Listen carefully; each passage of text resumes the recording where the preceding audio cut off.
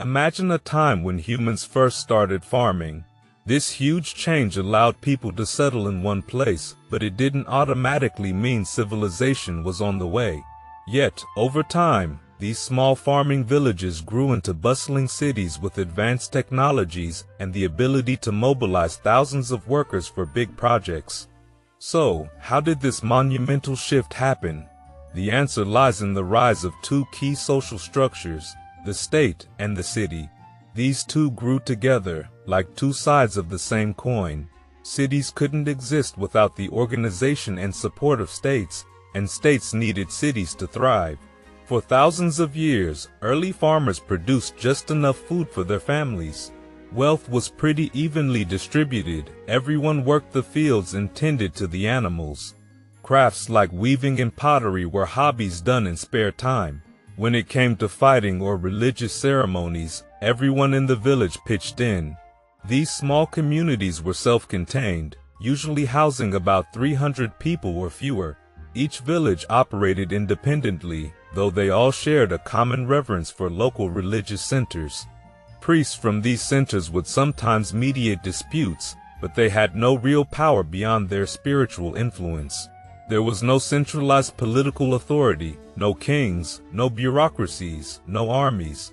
People's loyalties were to their own village, and other villages were often seen as rivals, leading to frequent and sometimes violent clashes. So, how did these independent villages evolve into large states? The answer can be found in the river valleys of the Eastern Hemisphere. These areas, such as Mesopotamia, Egypt, the Indus Valley, and China, became the cradles of civilization. These river valleys had fertile soil and abundant water, which made them ideal for agriculture. This high productivity supported large populations in a relatively small area. But why didn't these large populations just lead to more small farming villages scattered across the land? While we don't have written records from this early period, modern scholars have pieced together theories based on archaeological evidence. They suggest that the concentration of people in these fertile areas led to new social structures and technologies, setting the stage for the rise of civilizations. And in these rich river valleys, large rivers like the Nile, Euphrates, and Tigris brought not just water but also nutrient-rich mud from the mountains. Every spring, rains and melting snow caused these rivers to flood, turning vast areas into incredibly fertile farmland. However, these floods only lasted a few weeks before the waters receded back to the sea. The rest of the year, the climate was hot and dry, making it tough for crops to survive. Early farmers faced challenges settling in these regions. It wasn't until they started building pools, dams, and irrigation channels to control and store the floodwaters that agriculture could truly thrive.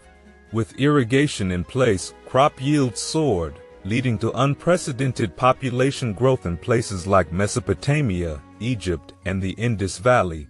As populations grew, so did the potential for conflict. Villages competed for access to the precious water needed for their fields. At the same time, cooperation became crucial.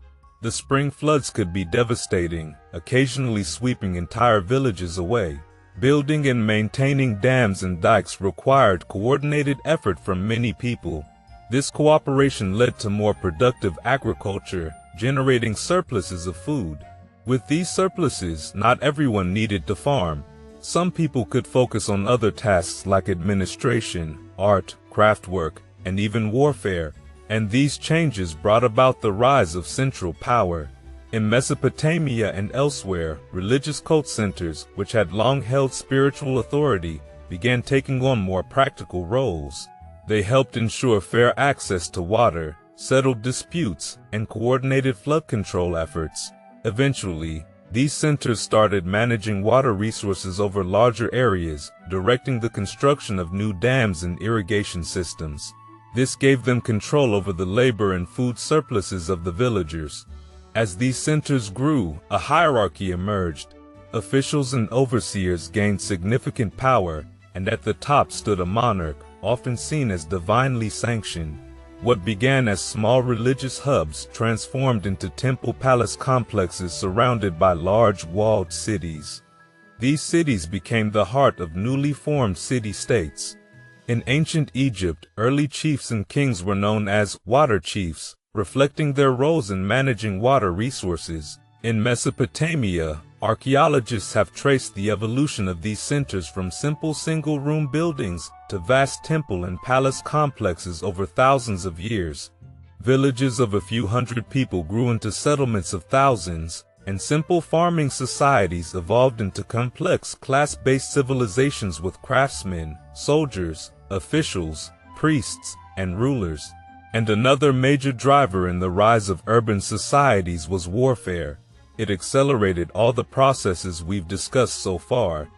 In the fertile river valleys of the Tigris, Euphrates, Nile, Indus, and later the Yellow River, multiple centers of power emerged simultaneously. Naturally, this led to conflicts. Villages couldn't defend themselves against the scale of warfare that broke out. In Mesopotamia, many villages vanished as their populations moved to safer, walled cities. This period saw the emergence of professional armies. The construction of city walls across these river valley civilizations, along with rich hoards of weapons and armor found in tombs, and early reliefs depicting organized military formations, all point to this increasing scale of warfare. These armies needed food and equipment, which meant farmers had to pay taxes to support them, knowing their safety depended on these soldiers. The presence of specialist soldiers also gave city elites greater power over the population and introduced new dynamics within the power structures of the elites themselves. Early records from Mesopotamia, and likely similar records from early Egypt and the Indus Valley, show that rulers and their officials exerted extraordinary control over the economic life of their states.